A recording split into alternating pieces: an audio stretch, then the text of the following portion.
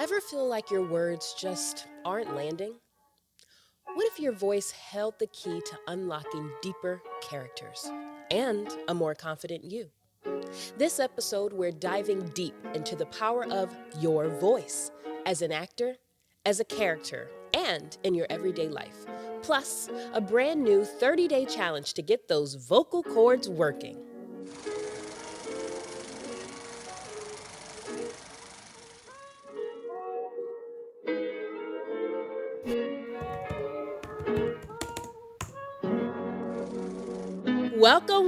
Welcome back, beautiful people, to Becoming the Part. I'm your host, Ye Stratton, and I am too excited to be with you again. This podcast's mission is simple: to prove that anyone, and I do mean anyone, can act. With the right tools, the right mindset, and a little bit of curiosity, you too can step into any role and truly own it. Last time we dove headfirst into the incredible world of character development, and I hope you've all been working on that 30-day character exploration challenge. But if not, fret not. Subscribe to Ye Stratton on YouTube for the complete challenge. Remember, each episode of Becoming the Part will come with its own fun and effective 30-day challenge to help you and me level up our acting game. Today, we're digging deeper into acting. We're talking about something foundational to every actor's craft, something that goes beyond the words on the page and tells a story all on its own: the voice. We're going to explore what voice means in three different ways: your actor's voice, your character's voice, and your voice in life. Let's dive in. Let's talk about the actor's voice as an instrument. Your voice is your key to telling the story. Writers spend so much time writing out these stories and coming up with these ideas that they then give to a director, even if it's themselves, to direct, to make sure that we paint the picture we need to. Your voice is your instrument, but it's more than just the sound. You know, we think of a musician. They may play an instrument, they may sing, they may even dance, or a dancer whose body is their voice. Technically, they have to stay conditioned. They have to keep working on it to ensure that they're able to do all of the things that they plan to do. So if that means stretching, going to classes, all of those things are a part of the voice that they have on stage. As an actor, our voice is our literal voice and our body language. And so when you're stepping into these characters and you're searching for their voice, we want to dive deeper into understanding who they are. So yes, we may be talking about the tonality of a voice. We may be talking about the energy of a voice too, right? But also it's in what those unspoken things are. As an instrument, we have to practice, right? If you play the violin, you have to practice. I've always wanted to play the viola, and I don't really know why. I just like those deep, dark sounds, and I don't know how to play it. But in order for me to learn how to play it, I would need to practice. I need to be able to read sheet music. I need to spend time learning the instrument. When I first start playing, it's not going to be this beautiful, slow, sad. I can hear it. I wish you guys could hear it. I can hear it in my head, but it's not going to be that right off the bat unless I practice. Well, not unless, but when I practice, then I can get better at that craft. So it's the same with our voice, right? That is your instrument. You have to take care of it. You have to stay hydrated. You have to breathe. You have to do all of the right things to ensure you're not straining that voice either, so that you can still share that message. So we're talking about how it's not what you say, but how you say it. So let's go over the three core elements: breath control, projection, and articulation. Breath control talks about our diaphragm. It's the powerhouse of the voice. It's the first thing that an actor should do is breathe. If you ever see me getting ready to film anything, it doesn't matter how short or long, you'll see that what I cut off that you don't see, but you'd see that I take a deep breath, because breathing is a huge part of acting. right? You need that breath control to be able to share that message and say those lines. But also, you need to breathe. Sometimes we need to calm our nerves, and we need to breathe in and out of ourselves. When you're stepping into a role and you're stepping into another character, you want to ensure that the lines are not being blurred, right? That you can release self and step into whomever this character is. And sometimes you and your character are nothing alike. And that's where that voice helps. Breathing allows you to just take a second to just release and step into the moment, step into this character, and step into this story, truly understanding what it is to take on this role. Our breath control is a huge piece. We're talking about the diaphragm, right? You want to make sure that you are speaking through that diaphragm, and that's also how we work on projection. When we think about a theater, right? Those of us who do theater, when you're on stage, there's a person all the way at the back row, all the way at the top. You want them to get the same show and the same just magic that the person in the front row who's looking directly up your nose, basically. You want them to get that same experience. And so with that breath control and that projection, we can guarantee that those folks who are there are getting the same story as the folks who are right here in front of you. And with our breath control and our projection, we step into articulation, right? That is the idea of, I need to understand what you're saying. These people work on these scripts and these stories, and they are important. But if we can't hear them and we can't understand them, then what is the real story, right? If you do this super amazing performance, but no one can understand what you're saying, then it doesn't do it justice. It tells a different story. We can't take it in. You did all this amazing stuff just for us not to hear anything you're saying. And I think I've said it before, but when I'm watching stuff and movies or plays or anything, and you have those moments where every now and again someone like rambles over their words, but not as a character, just maybe they're nervous or they're just talking over, and I'm like, what? What did you say? I can't understand you. I talk to my friends who are musicians, and I have friends who, they write their own music and they perform. And it's like, you are telling a story. And so when you're performing that piece or you're recording that song, make sure that the lyrics that you wrote for a reason, for whatever that message is, right, is heard and understood. Because it would suck to work so hard on something and put your heart and your all into it just for people not to get the message because they can't hear you or they can't understand what you said. So articulation is key, and that's where our tongue twisters and things really come in to help us to strengthen that tongue, because that's a part of how we speak, and that's how things get jumbled up. And so I think on my all-time favorite tongue twister, it's very long, okay? And it really talks about this, so it's right on brand. It's called Articulatory Agility.